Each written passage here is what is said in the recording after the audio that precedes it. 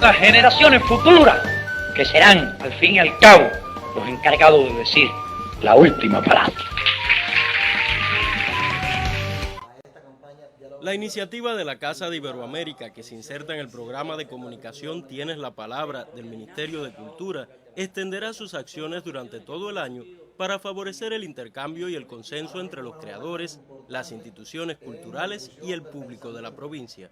El director de la institución, Eduardo Ávila Rumayor, refirió que el objetivo de la campaña Diálogos Diversos no es solo rememorar el hecho, sino también evaluar su significado en la contemporaneidad. Trascendió además que el tema central de la próxima Fiesta de la Cultura Iberoamericana y el Congreso de Pensamiento será el papel del intelectual revolucionario, en tanto la revista de investigación y crítica social Guaysa dedicará su 5º volumen a discutir varios temas de la cultura contemporánea. La apertura de las puertas de la casa para el debate crítico constituye el camino para una lectura en profundidad de palabras a los intelectuales y para la propia transformación del accionar del centro, que dividirá la campaña en 3 momentos: la parte argumental de palabras a los intelectuales, los modos en que se concibe actualmente y sus expresiones a través de las diversas manifestaciones culturales. Desde Holguín, Fran Batista y Bernardo Cabrera para el Sistema Informativo. Buenos días, sea bienvenido a nuestra página en Facebook Casa de Iberoamérica. Hoy una mañana especial, como habíamos anunciado, Diálogo Diverso. A 60 años de Palabra a los Intelectuales, casualmente en este mes de junio, 31 de junio de 1961, un discurso inmemorable, un discurso para toda la historia, Palabra a los Intelectuales. Usted acompáñenos, los dejo con el trovador Fernando Cabreja, aquí en la Casa de Iberoamérica.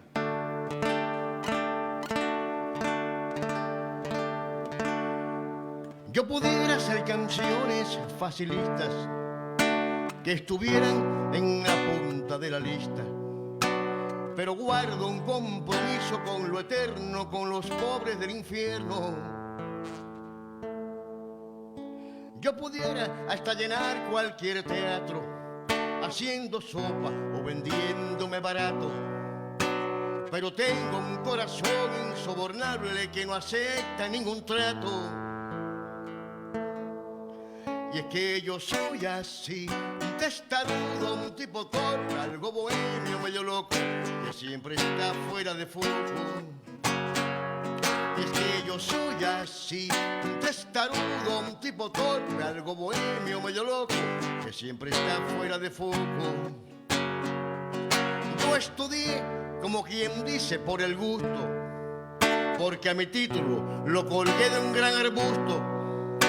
Trabajaba y si cobraba siempre me caía del susto.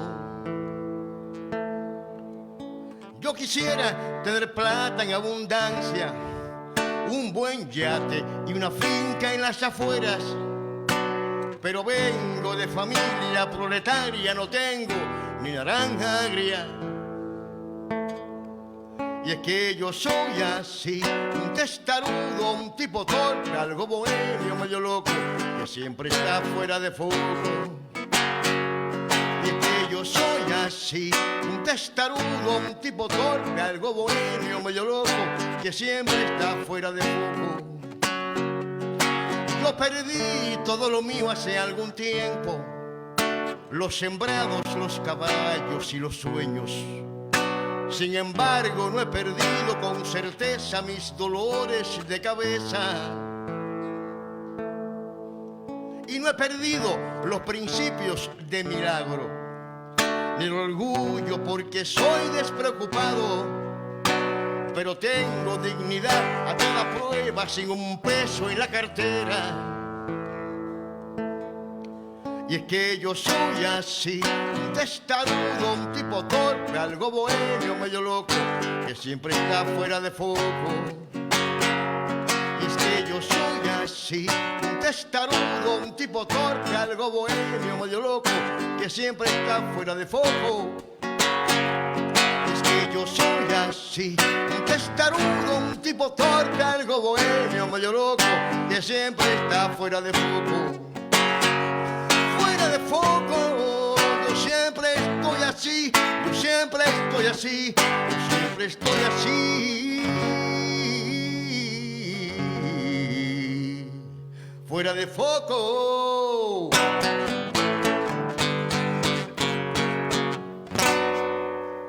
Ha sido Fernando Cabreja, trovador holguinero, con el tema Fuera de Foco. Como bien habíamos anunciado, en la mañana de hoy nos acompaña un grupo de intelectuales holguineros para hablar sobre ese discurso de nuestro comandante en jefe en el año 1961, el 30 de junio, palabra a los intelectuales. Ariel Saldívar, profesor universitario, bienvenido. Converso con usted sobre el tema que nos aboca en la mañana de hoy.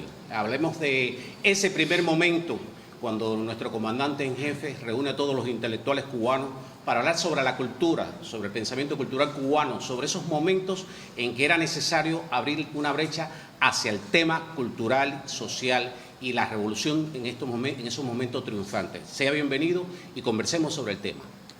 Muchas gracias, Angulo, y agradecer también a los participantes que desde la comunidad virtual están tomando con nosotros parte de este espacio de diálogo. Bueno, es muy atinada tu pregunta, Angulo. Para entender la significación profunda y duradera de palabra a los intelectuales hay que el texto encuadrarlo, situarlo en las condiciones, circunstancias y problemáticas de la época donde se mueve. Y efectivamente el texto palabra a los intelectuales es el resultado, la acumulación histórica de un conjunto de intervenciones que durante 3 días, los días 16, 20 y 30 de junio de 1961, realizó el entonces joven comandante en jefe Fidel Castro ante representantes del campo intelectual nacional, principalmente de La Habana, por el espacio institucional donde tuvo lugar estas intervenciones, que fue la Biblioteca Nacional. Ahora bien, haciendo una visión de conjunto y sintética, podemos decir que el texto emerge en un contexto nacional e internacional profundamente complejo y crítico.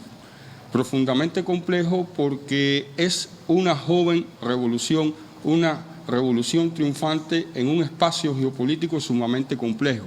Es decir, estábamos bajo la mirada en lo externo, expectante de centros de poder mundial del contexto que abordamos, que era el contexto de la Guerra Fría, centros de poder mundial como la Unión Soviética, como la China socialista de la época, e incluso centros de poder mundial en un modelo de socialismo no hoy tan recordado como el modelo yugoslavo.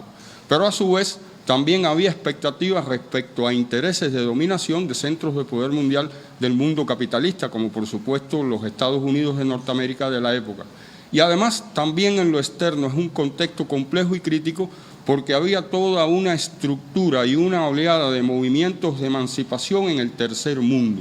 Es decir, era una oleada en las llamadas luchas anticoloniales y los procesos de descolonización de la época, con todo un pensamiento de la izquierda alternativo, con un pensamiento que busca ir más allá de las formas eurocéntricas de comprensión de qué cosa es una revolución, de qué cosa es la relación revolución-cultura y de qué papel juegan los intelectuales dentro de estos procesos tan complicados como la relación cultura, revolución, sociedad e historia. A lo interno también el contexto es sumamente complejo y crítico porque apenas unos meses la revolución cubana había llegado a un elemento que según Foucault es clave para toda revolución, la explicitación y definición de su identidad histórica e ideológica. Conversaba ahorita con el maestro Lino Verdecia Calunga y hablábamos de que toda revolución llega un momento de clímax histórico, ideológico, político, militar, donde tiene que definir su identidad histórica e ideológica. Y en este caso la definición de nuestra revolución había tenido lugar en el mes de abril y se había optado por la opción histórica de definir a la revolución como una revolución de carácter socialista. Eso acentuó las tensiones, las contradicciones, las expectativas que desde las estructuras precedentes mencionábamos en el contexto de aparición histórica de palabras a los intelectuales. Para los movimientos de liberación anticolonial del tercer mundo generó expectativas muy positivas. Para los centros de poder del antiguo campo socialista también, pero para los centros de poder del sistema capitalista y su principal centro hegemónico, los gobernantes de los Estados Unidos de Norteamérica de la época, en este caso la administración Kennedy, generó hondas preocupaciones de carácter geopolítico, de carácter militar, de carácter económico y de carácter cultural. ¿Por qué los círculos gobernantes de los Estados Unidos de aquella época y sus intelectuales orgánicos, en palabras de Gramsci, todo sistema de gobierno, todo círculo dirigente tiene una capa de intelectuales que los representa, que los legitima, que los fundamenta en el campo de la ideología, de la cultura y de la ética? Se dieron cuenta que estaba emergiendo un símbolo revolucionario alternativo a los modelos de revolución y de construcción socialista vigentes, alternativo al modelo soviético, que era el modelo hegemónico dentro del campo socialista de la época, pero que tenía herencias históricas regresivas como las formas de estalinismo tardío en el plano ideológico, en el plano cultural, en el plano político, y alternativo también a otro modelo que en ese momento estaba compitiendo e incluso confrontando con el modelo soviético, que era el modelo chino, que tenían su propia concepción de cómo llevar estas complicadas y en ocasiones contradictorias relaciones entre la cultura, la sociedad, la revolución. A lo interno, también la revolución, como todo proceso de transformaciones dialécticas, radicales profundas, generó tensiones, generó contradicciones, pero también abrió posibilidades, también abrió oportunidades. Y una idea clave, ese proceso de radicalización que implica la declaración del carácter socialista de la Revolución Cubana en un contexto tan complicado en lo externo, genera tensiones y transformaciones radicales en estructuras claves para la producción cultural e ideológica, como son el campo intelectual cubano de la época, el campo cultural cubano de la época y el campo político.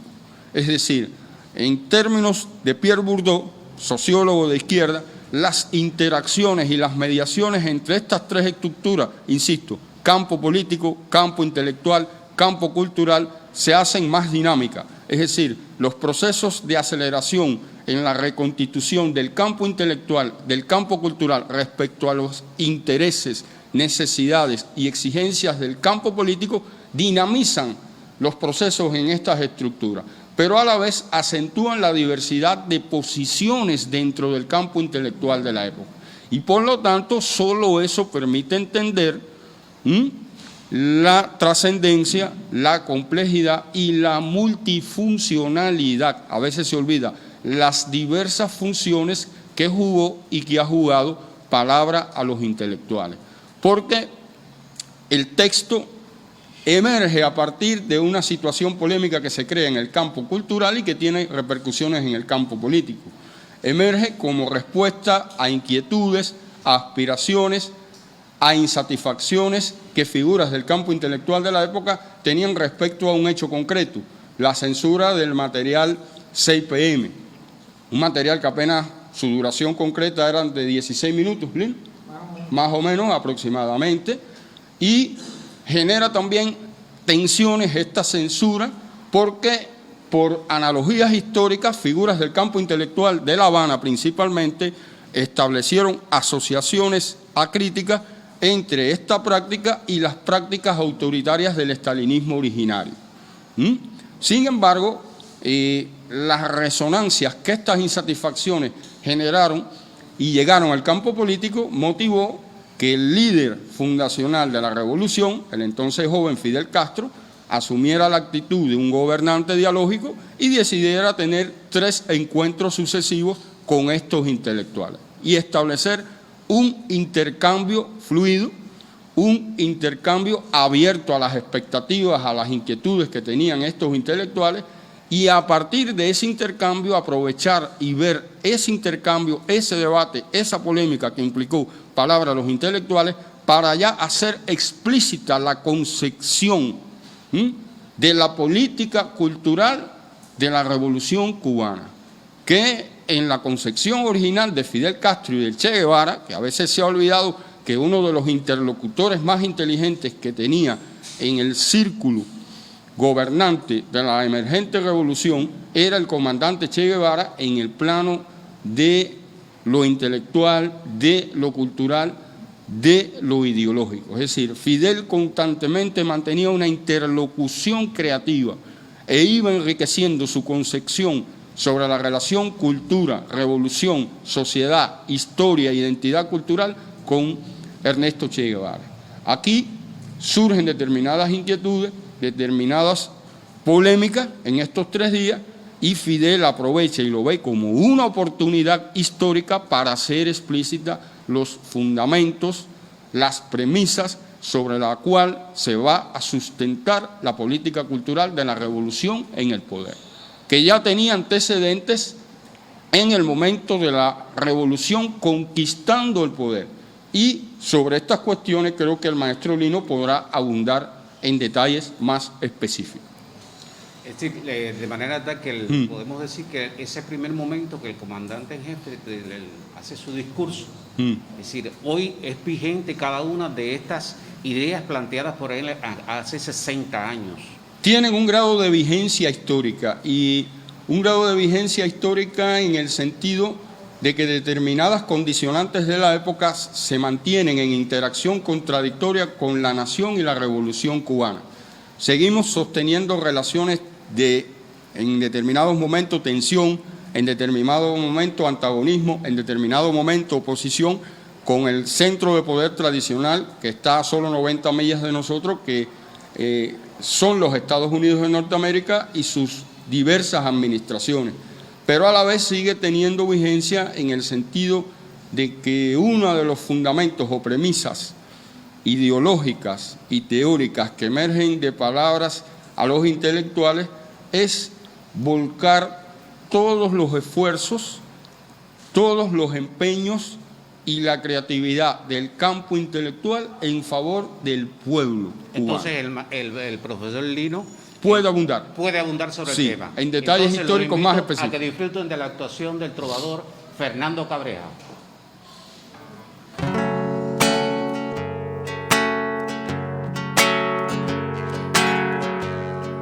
Me acostumbré a vivir a media máquina, a parecer feliz sin estar cómodo y a soñar solamente hasta un límite. Traté de ser yo mismo por mi brújula y me gané un castigo como Sísifo, aunque mi alma sepa que no es lógico. Sé bien cuál es el trillo hacia la cúspide, conozco las marañas de la élite, pero es mejor vivir con la honra íntegra. Resulta anticuado tener ética, alimentar lo bello de tu espíritu, ser fiel todos los días a tu cónyuge. Conviene estar de moda, usar un látigo, tener mucho dinero y mente estúpida, no ser como soy yo, un duende utópico. Sé bien cuál es el trillo hacia la cúspide, conozco las marañas de la élite, pero es mejor vivir con la honra íntegra. Sé bien cuál es el trillo hacia la cúspide, conozco las marañas de la élite, pero es mejor morir con la honra íntegra. Pienso yo sí, con la honra íntegra.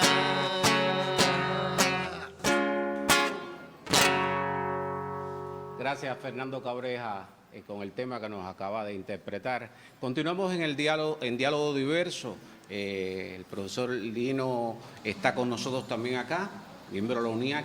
Bienvenido acá a esta transmisión de manera online a través de nuestra página en Facebook Casa de Iberoamérica. Continuemos sobre el tema que le dio pie Ariel Saldívar. Sí, mira, Ariel ha hecho una introducción suculenta a lo que yo quería tratar. Es cierto que los contextos son claves para analizar cualquier situación que se da en el tiempo, que es histórica. Y desde lo internacional, él lo enfocaba correctamente todas esas grandes tensiones de grandes polos de poder, ¿no? Grandes áreas. Y en lo nacional, hay que tener en cuenta que Cuba, a partir de 1940, aquella Cuba comenzó a ser otra Cuba. Ya había pasado el machadato, hay una constitución creada en el 40, constitución la más avanzada constitución de Latinoamérica, en comparación los que estudian eso con grandes avances de países europeos, y comienza en el campo ideoestético, comienza a manifestarse un fragor de criterios que es muy interesante. Es un momento en que surge, o sea, hay un cambio de nombre del Partido Comunista al PSP, Partido Socialista Popular, no por gusto. Eso responde a una necesidad histórica que viene desde las internacionales. Y entonces comienzan a manifestarse en ese terreno ideoestético, hasta posiciones filosóficas, que van sedimentando, van creando una serie de posiciones, de posturas, que a la larga van a generar hechos concretos. Por ejemplo, surge la Sociedad Cultural Nuestro Tiempo, que es una institución que está, digamos, en términos sanos y justos de la palabra, apadrinado, convocado por el Partido Socialista Popular. Está nucleado por la izquierda y tiene toda una presencia y una influencia en todas las ramas de la cultura cubana. Desde el ballet, entonces, de Aíza Alonso, hasta el cine. Porque el Mégano, el famoso docudrama, como quieran llamarle, el Mégano, surge bajo el auspicio de hombres de izquierda que pertenecen a la Sociedad Cultural de Nuestro Tiempo. Y al mismo tiempo se está dando en los años 40 y 50, que son tan importantes, la aparición de un grupo como Orígenes. ¿Quién puede negar la trascendencia que tiene el grupo Orígenes de una posición filosófica distinta? Pero al mismo tiempo, dentro del PSP están coexistiendo fuerzas neoestalinistas que se están enfrentando entre ellos a los más dialécticos marxistas. Esto ocurre, y todo esto va a tributar a los años 60. Porque cuando llega el 59, esas fuerzas están vivas, están coexistiendo. No hay que olvidar que en lo político, en lo sociopolítico cubano, se dio la microfracción, que no es más que una secuela de lo que se viene dando de los años 50, con los más radicales inclinados hacia unas posiciones neoestalinistas que son rotas, vislumbradas y rotas hábilmente bajo la conducción de Fidel Castro. Pero esas fuerzas que también llegan al 59, existiendo, están en contexto cubano, van a alimentar la posición de ciertos elementos que se convierten en disidentes de la izquierda, digamos. Es cuando viene Lunes de Revolución. Cuando se funda Lunes de Revolución, el famoso suplemento cultural del periódico Revolución, dirigido entonces por el capitán Carlos Franqui, que asume una postura que se va distanciando de la línea, digamos, dialéctica materialista, dialéctica marxista. Y se funda el ICAI. La primera ley cultural de la Revolución es la fundación del ICAI, marzo del 59. En torno a eso, la historia demuestra que había sus tensiones, sus cuotas de poder ambiciado, sus tensiones, porque había toda una tradición de personas vinculadas al cine que aspiraban a una jerarquía mayor dentro del ICAI. ICAI, que es nombrado presidente Alfredo Guevara Valdés, individuo muy cercano a Fidel Castro, desde los años de la universidad, desde el Bogotazo allá en Colombia, o sea, muy cercano a Fidel, y eso acentuó que el Lunes de Revolución fuera una especie de foco contrapuesto a el ICAI. Y es Lunes de Revolución quien produce el documental PM, dirigido por Alfredo Cabello Infante, Sabás, y Orlando Delgado León, o León Delgado. Jiménez. Entonces, esta posición crea una especie de enfrentamiento. Y cuando se estrena PM en la televisión, en diciembre del 60, es un periodo en el que está abocado a llegar al poder. Ha llegado al poder Robert Kennedy, y hay toda una tensión de lo que fue Girón después, de lo que fue Girón. Y cuando se estrena PM, se da un proceso muy curioso. Es censurado. Es censurado. Hay una tendencia a decir, se ha dicho muchas veces, incluso personas que muy informadas, que el ICAI censuró PM. Y en voz del mismo Alfredo Guevara, una entrevista del año 1997 que le hace a Amir Labaki para una revista brasileña, Alfredo desmiente eso. Porque Labaki le pregunta, hace una serie de preguntas muy interesantes. Ahí está en el libro Revolución es lucidez. Ahí está esa entrevista, página 61 o 61, por allá.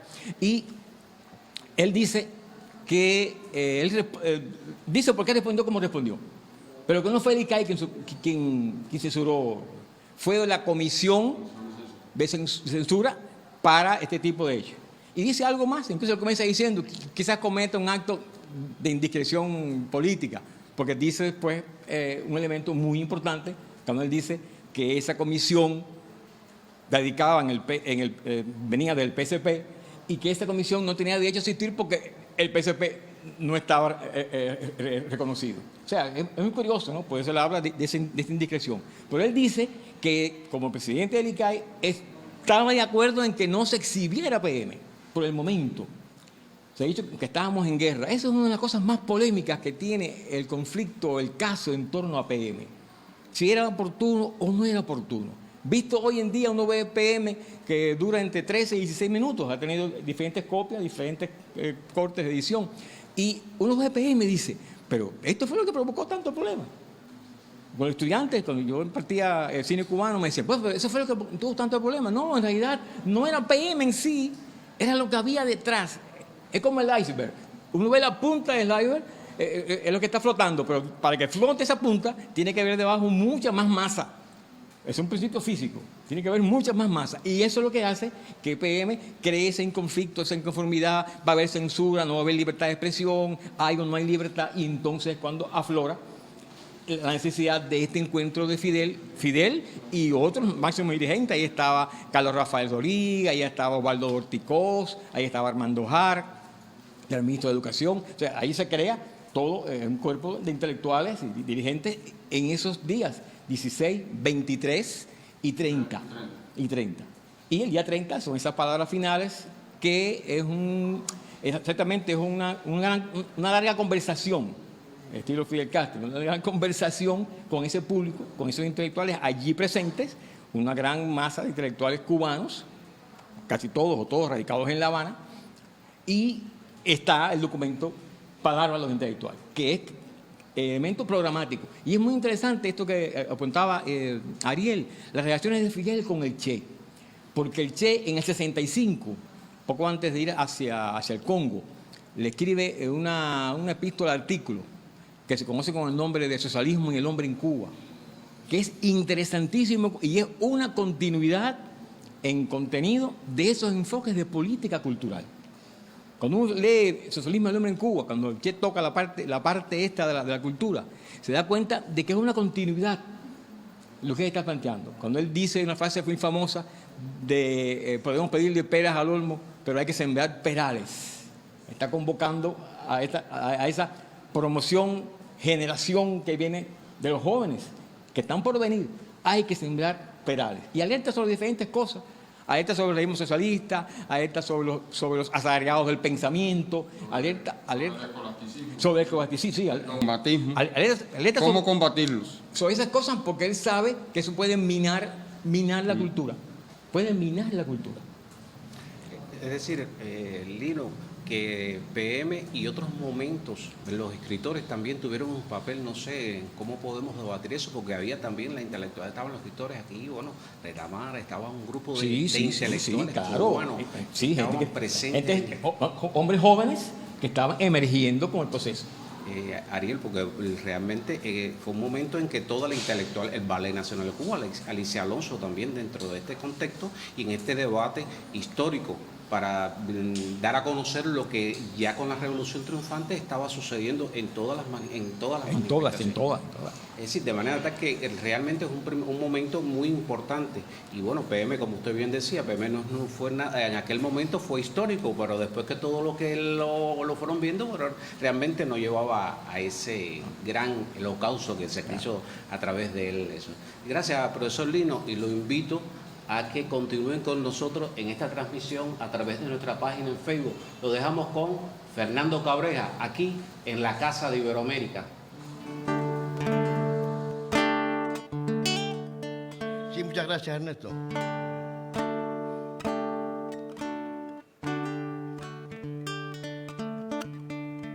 No me gusta la farándula barata, ni los nudos de corbata, ni ser cuerda del violín. No me gustan los rumores ni los bretes, hablo cuando me compete y odio tener que mentir. Yo prefiero la pureza de lo bueno, la virtud de ser sincero, aunque me cueste morir. Yo prefiero la verdad como bandera, no delimitar fronteras para dar y recibir.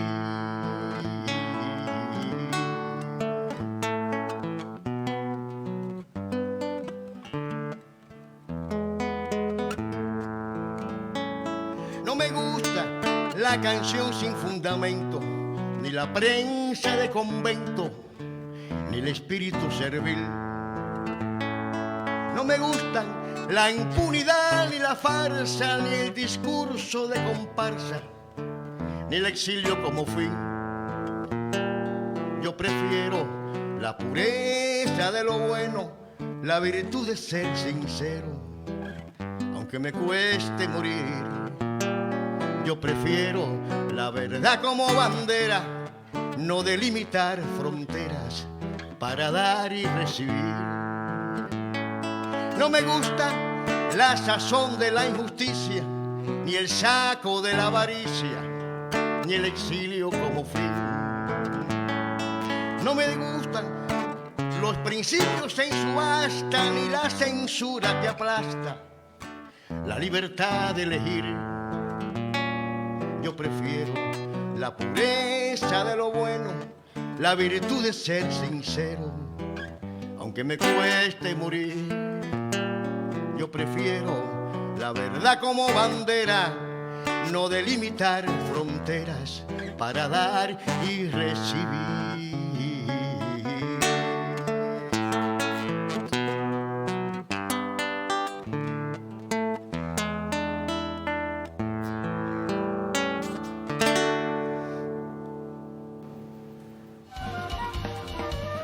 En los inicios de la revolución, y en un momento muy difícil, prácticamente acabamos de tener la victoria de Girón, que la victoria de Girón se da en el medio de la operación Mangosta, que es una operación que hacen justamente para intervenir aquí, por supuesto, y adueñarse del país. Se está dando la operación Peter Pan, pero también se está dando algo, y yo recuerdo, porque yo era muy amiga de Fernando Martínez Heredia, que Fernando me dijo a mí un día: Corina, la verdadera invasión fue la campaña de alfabetización, no fue la invasión de Girón. La vocación de la revolución es poner a la cultura en primer lugar, porque hace la campaña de alfabetización y unido a eso se crean las escuelas de instructores de arte, que era llevar el arte justamente a todos los sitios del pueblo. Yo creo que el desafío principal justamente es entender los problemas reales que tienen los artistas y los intelectuales, los reales. Entender coherentemente la libertad de expresión y evitar que las personas que puedan estar al frente de las instituciones, de las distintas instituciones culturales, no tengan un nivel de respuesta inteligente a la hora de sentarse a discutir. Y yo creo que eso es uno de los problemas fundamentales que hemos tenido y que incluso podemos tener en algunos sitios hoy. Nuestra cultura todo este tiempo ha sido una cultura de resistencia. Y es la cultura que hay que defender, porque esa es la cultura que tenemos estos pueblos y sobre todo nosotros que hemos seguido llevando la bandera todo el tiempo, ¿no?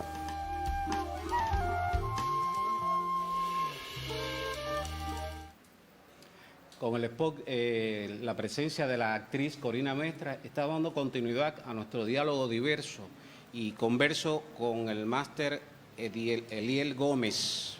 Eliel, hablemos sobre las esencias de palabra a los intelectuales. Ya Lino, ya te antecedió Ariel. Hablemos sobre estas esencias fundamentales de palabra a los intelectuales, su vigencia hoy a 60 años. Bueno, si de vigencia vamos a hablar, hay que tomar en cuenta, por ejemplo, que hoy mismo debemos recordar tanto Ariel como el profesor Lino, cada uno desde diversos ángulos abordaba el contexto en que se produce ese intercambio de Fidel con parte de la intelectualidad habanera, cubana. Y hay que tener en cuenta que toda una revolución es ante todo un fenómeno generador de derechos. Y las partes involucradas en el diálogo, los intelectuales, bueno, Fidel está representando al joven gobierno revolucionario, tienen intereses disímiles que han ido colocando en esas conversaciones sobre la mesa. Es decir, que todas las intervenciones son igualmente importantes. Algo que destaca Fidel incluso lo asume desde una perspectiva de modestia, diciendo que ellos no, que él no está allí para enseñar, que él está allí para aprender. Y el hecho de que lo haya convocado, además, recordemos que aunque se conoce como palabras a los intelectuales, es un intercambio dinámico, fructífero, amplio, diverso, que se ha estado gestando nada más y nada menos que en la Biblioteca Nacional José Martí. Y precisamente por ahí, si de contexto hablamos, porque Fidel pudo convocar a los intelectuales, no sé, tal vez para el Consejo de Estado, para el Consejo de Ministros, para alguna instancia de gobierno,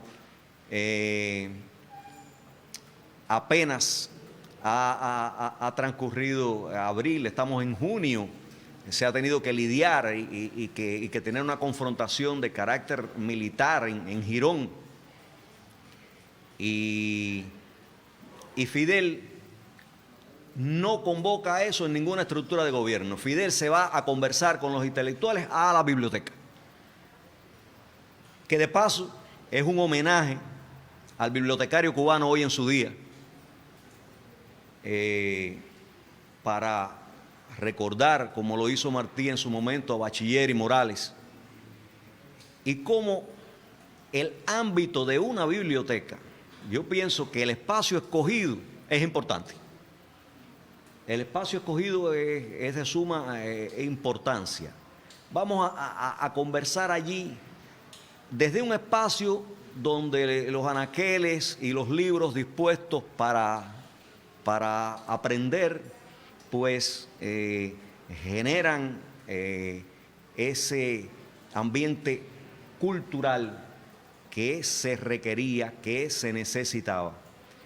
Y no es casual tampoco que Fidel insista en que la revolución no pretendía asfixiar al arte y la cultura, dado que uno de los objetivos primordiales, principales de la revolución era precisamente desarrollar el arte y la cultura.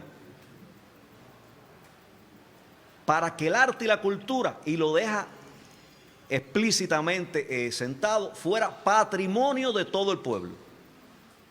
Patrimonio de todo el pueblo, porque aquí se ha hablado de la Cuba anterior al 59, incluso de una Cuba que tiene cambios favorables a partir, en el orden del pensamiento cubano, a partir de esa Constitución del 40, pero que no podemos nosotros obviar, soslayar, no podemos dejar de tener en cuenta que hemos tenido intelectuales clamando por una carga para matar bribones y acabar la obra de las revoluciones.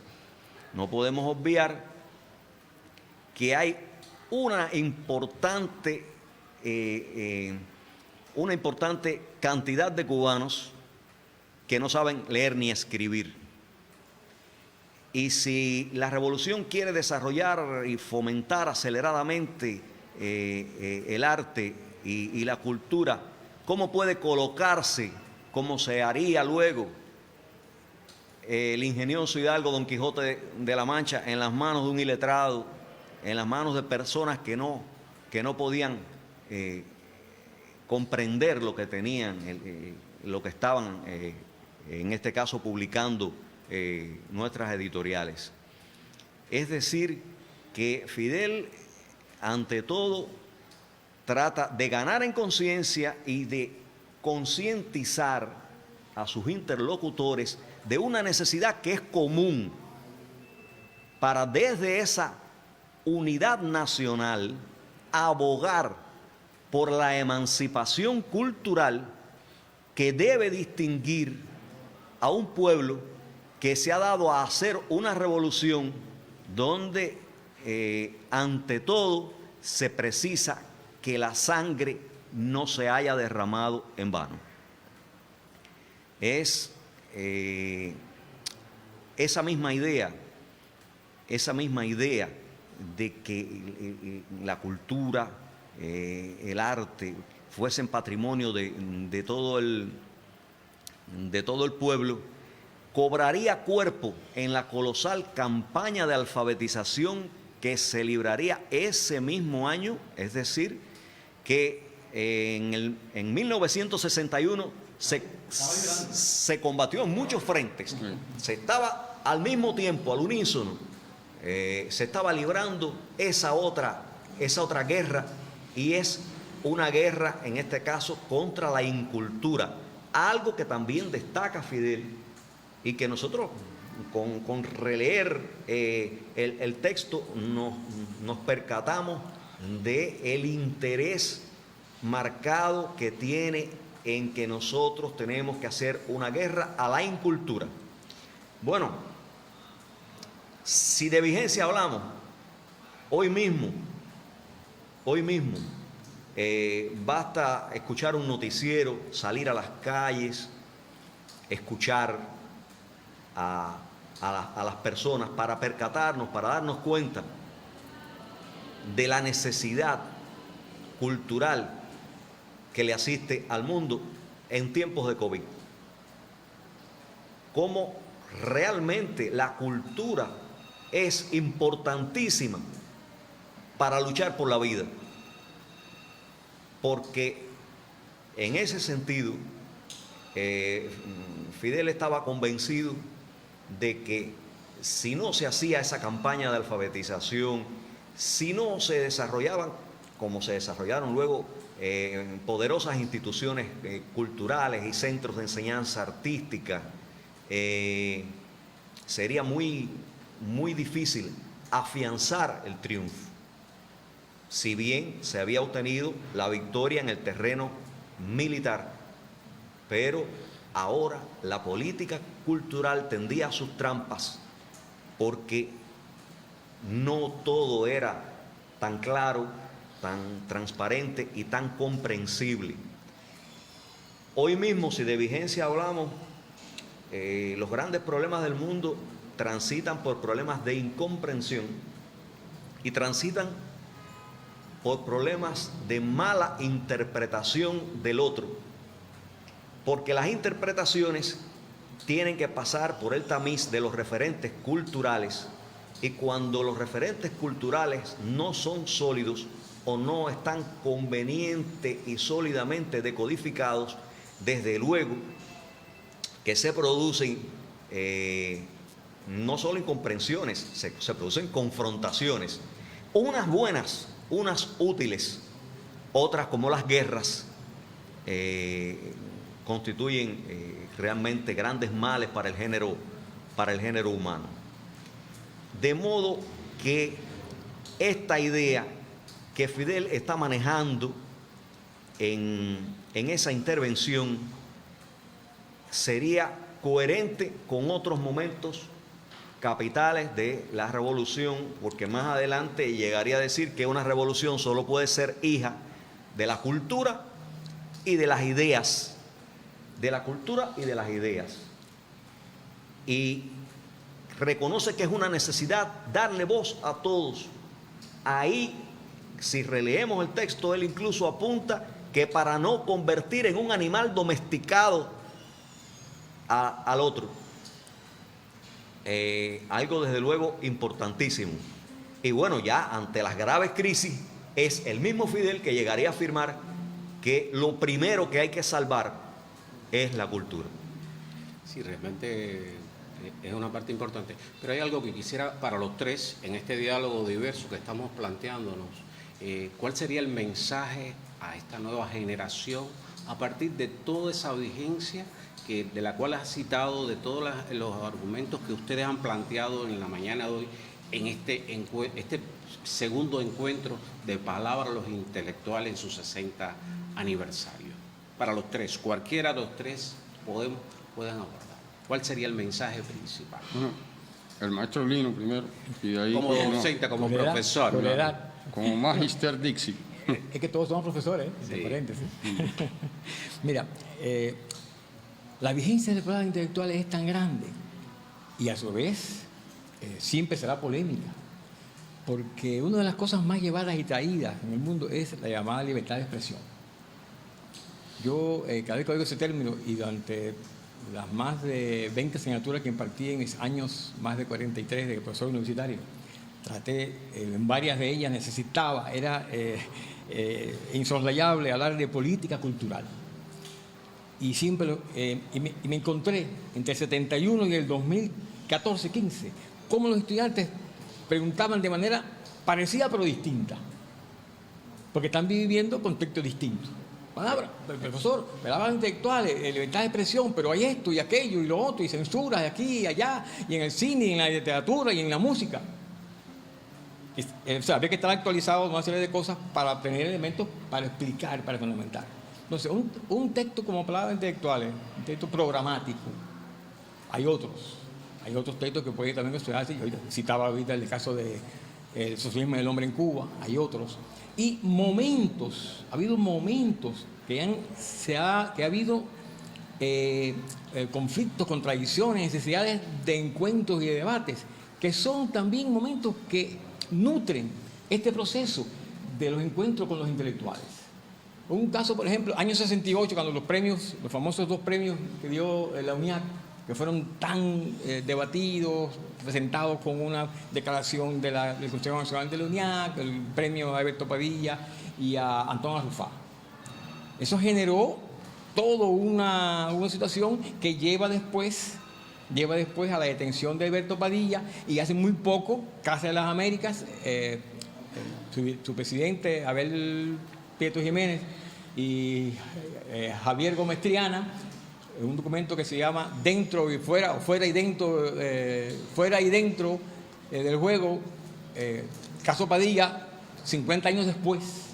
Excelente, está por ahí, está en la página del sitio de Casa de las Américas, con un extraordinario anexo de documentos en PDF que aclaran y dan elementos de qué sucedió en ese momento, cómo los intelectuales reaccionaron y cómo después, en el año 71, cuando el Congreso de Educación y Cultura, que también es un momento de encuentro con los intelectuales, e incluso ese congreso se convocó como Congreso de Educación.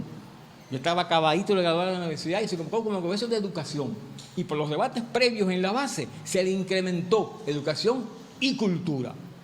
Mucha gente no recuerda eso. En esa época yo, muy joven, englobado, tenía aquella ansiedad de leer y conocer, y recuerdo la presencia de, lamentablemente ya fallecido, Guillermo Rodríguez Rivera, cómo nos insistía en leer los discursos, en leerlo todo. Y ese fue un momento que sirvió para un discurso de Fidel de clausura de ese congreso, que hoy, vistos hoy, en el contexto de hoy hay cosas con las que uno se sorprende, y que han cambiado mucho además. Pero fue un momento de diálogo con los intelectuales. En marzo del 98, previo al Congreso de la UNIAC, que se dio en noviembre, marzo del 98, Fidel había hablado en el 24 de febrero, en discurso a la isla de la oficialización del Parlamento. Fidel se refirió a la película Guantanamera, en términos duros, a la Guantanamera. Y eso provocó otra vez lo mismo que provocó la censura de PM. Provocó todo un fermento, libertad de expresión, ¿qué está pasando? Está volviendo. Y entonces había una reunión prevista con Fidel para principios de marzo, que Fidel mismo pidió que se adelantara y se hizo una reunión con el Consejo Nacional de la UNIAC, en esa época por un cargo que yo tenía allá por Santiago de Cuba, era miembro, y asistí a ese... Y en una larga conversación, después de varias intervenciones, Fidel comenzó diciendo que hacía años que él, por la presión de los años 90, no tenía ese reencuentro con los intelectuales. Y me acuerdo que a raíz de eso, en un comentario de Lisandro Otero, decía que ese momento era otra segunda palabra de los intelectuales. Hace poco yo leí a alguien que fue en Juventud Rebelde, desde el Toledo, decía que las palabras de Díaz-Canel en la clausura del Congreso de la UNIAC del 2019 era un segundo momento, y yo me reí y dije, no, ese sería un tercero. Porque el segundo fue en ese Consejo Nacional, que ese discurso de Fidel salió y orientó cosas específicas para que se hiciera desde la UNIAC, desde la HS, muy interesantes. Y fue un discurso que no se publicó en Granma. Apareció unos folletos que llegaron a los comités provinciales de la UNIAC. Ese discurso, muy importante, porque la política cultural es muy dinámica y depende de muchas cosas. Porque el que nace en una revolución, el que nace cronológicamente en el 59, 60, 60, no puede pensar igual que el que nació en el año 50, ni va a pensar igual que el que nació en el año 80. Pero esos están conviviendo. Son promociones que conviven en una generación. Según la teoría, una promoción dura 15 años aproximadamente y una generación dura 45. Por eso uno habla de promoción en generación y confunde los términos. Entonces son promociones que se van traslapando, van coincidiendo y van dando con que en el 98, y bueno, y si uno va hacia los momentos más actuales, ¿por qué ese libro de Guevara tan importante, esa compilación que se llama Dialogar, Dialogar, es tan importante? Porque el diálogo hace falta constantemente, y los que tienen hijos de diferentes edades lo sabemos, cómo se ven las cosas distintas y cómo los contextos exigen respuestas distintas. Porque todo cambia la economía, cambia el modo de ser, cambia el modo de relacionarse, cambia el modo de hablar uno con sus compañeros. Con los hijos mucho más. Entonces, como todo cambia el pensamiento. El pensamiento va cambiando y eso es lo que hace que la vigencia de un documento programático se extienda. Hay una conferencia que dio el doctor Portuondo que se publicó con el nombre de Itinerario Estético de la Revolución Cubana, que es días antes del primer Congreso del Partido, que también le hace un recuento de sucesos muy importantes, habla del Congreso Cultural de La Habana en el año 68, hay una serie de elementos y de cosas, y cuando uno lee eso y llega hasta ahí, hasta un poquito antes del primer Congreso del Partido en el año 75, uno se da cuenta que ahí hay un documento programático. Él intenta ser programático, porque va analizando la política cultural. Y es eso, porque tienen momentos, tienen etapas. En el Congreso del Partido, en el primer Congreso, la tesis y resolución sobre la cultura artística y literaria, ¿no? Creo que se llama así. Es un documento también programático, que el segundo Congreso, ¿cómo se llama esto? Ratifica. Hay todo un proceso del pensamiento. Y ya los últimos congresos no han hecho eso. Pero en los discursos de los que eligen siempre está presente eso. Usted dice algo muy importante, el diálogo es muy necesario. Es necesario. Dialogar es necesario. Ariel, quería decirnos algo. Sí, cómo no. Yo creo que el término que usaba Eliel, de que la esencia de palabras de los intelectuales es una esencia profundamente dialéctica, da el sentido profundo y las connotaciones que en el pasado y en el futuro puede tener este texto. porque en última instancia, como acotaba el profesor Lino, palabra de los intelectuales también en ese itinerario o evolución histórica compleja, contradictoria y en determinados momentos crítica, de los cuales ya Lino ponía algunos ejemplos, ha actuado como un punto de referencia para diferentes tendencias ideoestéticas que se han movido en estos 60 años de revolución. Por eso ese itinerario o evolución en cuanto a significado de palabra a los intelectuales no es homogéneo, que era lo que en otras palabras quería decir Lino. Ha habido, para ser honesto históricamente, apropiaciones dogmatizantes de palabra a los intelectuales. Ha habido interpretaciones burocratizantes de palabras a los intelectuales, que han actuado esas apropiaciones dogmatizantes, burocratizantes, como elementos de confrontación entre tendencias que se han movido en el campo intelectual y cultural cubano en los años 60, en los años 70, los 80 y hasta el presente más inmediato. Pero también ha habido, que Lino también lo enfatizaba, apropiaciones creativas, apropiaciones heterodoxas, significaciones profundamente participativas de palabras a los intelectuales. Y me parece que esas son las zonas o el tipo de apropiación, de interpretación de palabras a los intelectuales que le tenemos que hacer ver a las nuevas generaciones.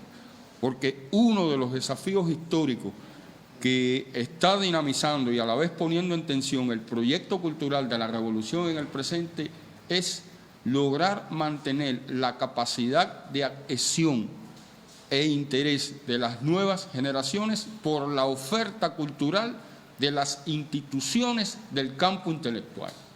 Ese es uno de los grandes desafíos. Y el actual secretario del partido y presidente de la República ha insistido que hay que ir abordando creativamente las fisuras que se puedan crear entre los intereses, aspiraciones de las nuevas generaciones y la oferta cultural, la propuesta cultural, las opciones culturales que desde la institucionalidad del campo intelectual y del campo cultural le puede proponer, le puede ofertar la revolución en el momento presente. Y esto además, para ir cerrando mi intervención, es coherente también con un elemento fundacional que hablaba Lino ahorita, respecto al Che Guevara, la cuestión de la capacidad de diálogo y de participación que está como un elemento fundacional en esta concepción. El Che Guevara, no solo en El socialismo y el hombre en Cuba, en un texto no recordado hoy, llamado Clausura del primer encuentro internacional de profesores y estudiantes de arquitectura, emitido el 29 de septiembre de 1963, a 2 años de palabra a los intelectuales, plantea, siguiendo esta línea de participación, de diálogo, dice, le está hablando a intelectuales que han venido a este evento sobre esta problemática del diálogo revolución cultural. Dice, nuestra revolución se ha caracterizado por ser muy amplia. Los grandes problemas que en otros países en construcción del socialismo se han tenido con profesionales, con discusiones sobre el arte, nosotros los hemos tenido, hemos sido muy amplios. Y continúa el Che, no estamos de acuerdo, porque es el diálogo, es el debate, es la polémica, con todo lo que mantienen nuestros profesionales o nuestros artistas. Muchas veces tenemos que discutir a brazo partido con ellos, pero hemos logrado que aún la gente que no es socialista, que no siente el socialismo, que más que eso siente rencor contra el socialismo, se quede en Cuba, luche, discuta, trabaje y construya. Y continúa el Che, y con esto termino, no hemos rehuido pues nunca la confrontación ni la discusión. Siempre hemos estado abiertos a discutir todas las ideas y lo único que no hemos permitido, porque como revolucionario tiene que poner un límite histórico, si bien abre posibilidades, lo único que no hemos permitido es el chantaje de las ideas o el sabotaje de la revolución. Y cierro con esta frase del Che, poco conocida, pero que confirma lo que planteaba el maestro Lino Bielier. Dice, hemos podido existir en un marco inmenso de discusión y de expresión de las ideas. Lo único que exigimos es que se respeten los lineamientos generales en esta etapa de construcción del socialismo. Gracias, Ariel. Y vamos a seguir existiendo. Y esto nos permite a nosotros, este diálogo diverso, dar continuidad a ese discurso de nuestro comandante en jefe en el año 1961. Y para ir cerrando, los invito a disfrutar de la actuación del trovador Fernando Cabreja, aquí en la Casa de Iberoamérica. Sí, muchas gracias, Ernesto, muchas gracias a la Casa de Iberoamérica. Bueno, como miembro de la UNIAC también me sumo a estos 60 años. Felicito a la UNIAC, nos felicitamos al equipo de realización. Esta canción la compuse hace 10 años, ya tiene ya algunos años, se llama Ojo con la Patria.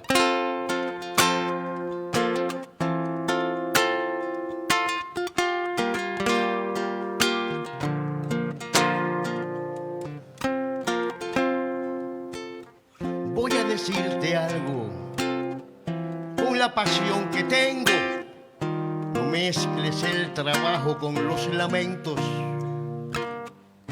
Cuba es demasiado La Habana, yo lo sé, la primera que se puede perder.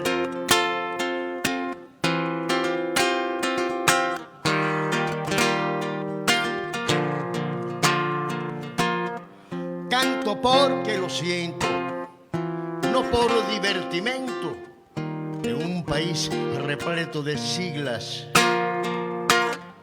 donde nos pasamos la vida entre problemas, con muchas barreras. No podemos seguir en lo mismo, ni a estas alturas jugar con Martín. Cuidemos estos campos, salvemos la cosecha, son tantos los dolores de cabeza. Yo he sido un bicho raro adoctrinado, pero en este lado,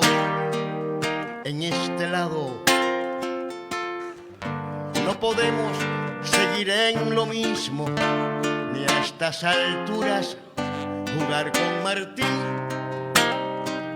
Yo he sido un bicho raro adoctrinado, pero de este lado, yo he sido un bicho raro adoctrinado, pero de este lado, en este lado.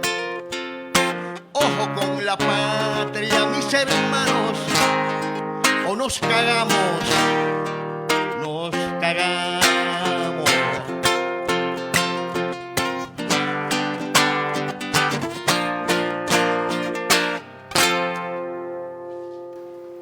Gracias, Fernando Cabreja, trovador orguinero. Gracias, Ariel. Gracias, Lino. Gracias, Eliel, por acompañarnos en la mañana de hoy en este primer acercamiento a Palabra a los Intelectuales, su vigencia actual. Y nosotros lo estamos invitando a usted a que nos acompañe el día 18, 10:30 de la mañana, en el momento en que vamos a hablar de gastronomía sostenible, aquí en la Casa de Iberoamérica. Buenos días.